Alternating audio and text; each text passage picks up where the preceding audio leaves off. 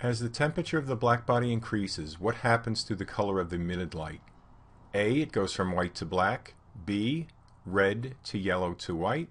C. White to red to yellow. Or D. It moves from visible light to infrared. What happens here is the light starts at the longer wavelengths, such as red. It then moves to shorter wavelengths, such as yellow. And then, as it gets even hotter, all the colors are present, so that of course makes white.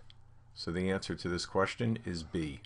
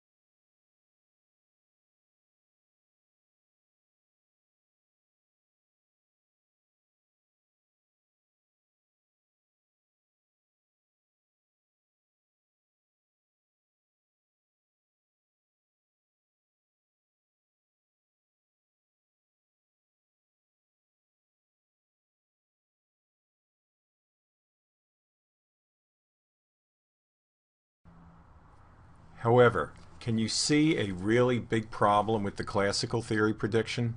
Again, that's over here, this curve at 5,000 K, and here's the measured data at 5,000 K. So, and of course, green and red were also measured. This is 3,000 K, this is 4,000 K, but this is the one that would correspond here. So I think I've already given the hint. What's wrong with the theory?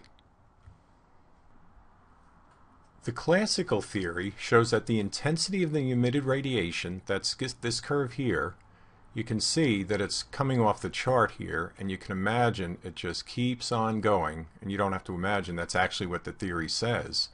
So it's approaching infinity as the wavelength gets shorter, which is not at all what happens. You can see that the intensity of the higher frequency, the lower wavelength light, it does increase, and you can see it moving to the left, but it gets to a peak, and then instead of continuing on to infinity, it comes down. Okay, so shorter wavelengths means the light is moving into the ultraviolet end of the spectrum. Hence, a quite dramatic name was put on this. It was called the ultraviolet catastrophe.